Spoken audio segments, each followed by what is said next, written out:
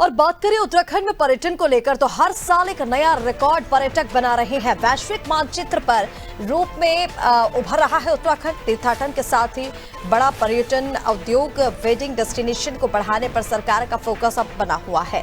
योजना के तहत प्रयास भी लगातार किए जा रहे हैं और जल्द ही वो तस्वीरें भी सामने आएंगी जब उत्तराखंड एक परफेक्ट वेडिंग डेस्टिनेशन के रूप में उभर कर सामने आएगा। चलिए इसी के लिए ज्यादा अपडेट्स के लिए हमारे साथ सोनू लगातार बने हुए। सोनू, देखिए अब ये जब बताया जा रहा है कि हर साल एक नया रिकॉर्ड बन रहा है उत्तराखंड में पर्यटन को लेकर, वैश्विक मानचित्र पर उत्तराखंड उभर कर आ रहा है, तो अब सरकार की तरफ से प्रयास किए जा रहे हैं कि वेडिंग डेस्टिनेशन के रूप में भी उत्तराखंड उभर कर आए।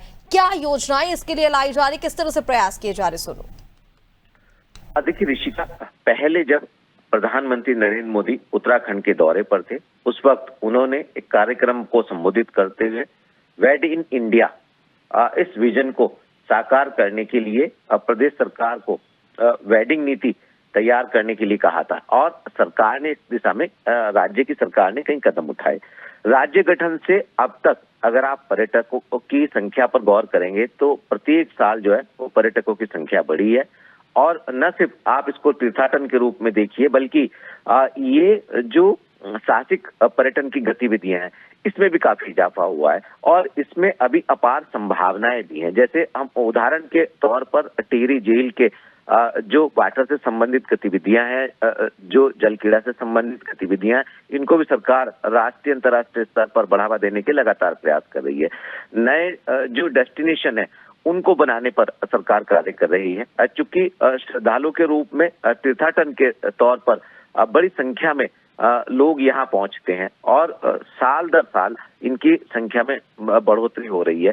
अगर आप अभी तक की इस साल की यात्रा सीजन की ही बात करें तो बद्रीनाथ और केदारनाथ धाम में पिछले सभी रिकॉर्ड तीर्थ यात्रियों की संख्या के टूटे हैं और जबकि अभी बद्रीनाथ धाम के कपाट जो है वो 25 नवंबर को 2:56 पर बंद होने का समय नियत किया गया शीतकाल के लिए। तो ऐसे में अभी और भी संख्या में तीर्थयात्री यहाँ पहुंचेंगे। लिहाजा वेडिंग डेस्टिनेशन को लेकर के, नए डेस्टिनेशन को लेकर के और अन्य जो साहसिक गतिविधियां हैं उनको लेकर के सरकार लगातार प्रयास कर रही है।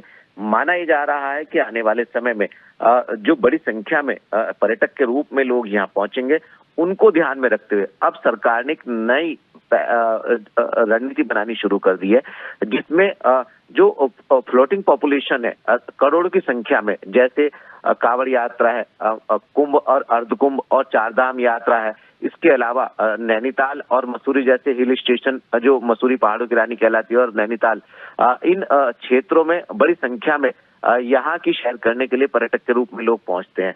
तो इसको ध्यान में रखते हुए सरकार, राज्य की धामी सरकार केंद्र सरकार से ये आग्रह करने जा रही है कि जो फ्लोटिंग पॉपुलेशन है उस लिहाज से अब राज्य सरकार अब स्थापनाओं को विकसित करने की कोशिश करेगी। और ऐसे में जब केदारनाथ धाम में सिखों का जो पवित्र धार्मिक तीर्थ स्थल है हेमकुंड साहिब में जब रोपवे परियोजना धरातल पर उतर जाएगी तो जो श्रद्धालु दर्शन करने वाले हैं उनकी संख्या में और इजाफा होगा। तो ऐसे में इसको ध्यान में रखते हुए सरकार रणनीति बना रही है और इसमें केंद्र सरकार से सहयोग लिया जाएगा।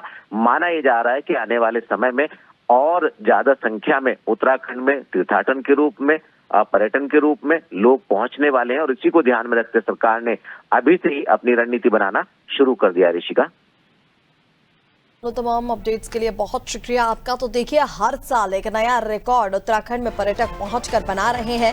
वैश्विक मानचित्र पर इससे उत्तराखंड उभर कर आया, लेकिन अब सरकार की कोशिश है इसी वेडिंग डेस्टिनेशन के लिए भी सबसे अच्छा प्रदेश बनाया जाए। तीर्थाटन के साथ ही पर्यटन उद्योग भी एक तरह से बड़ा है, तो इसीलिए अब योजनाओं के तहत भी प्रयास किए जा रहे सरकार की तरफ से कि उत्तराखंड को बेस्ट वेडिंग डेस्टिनेशन बनाया जाए।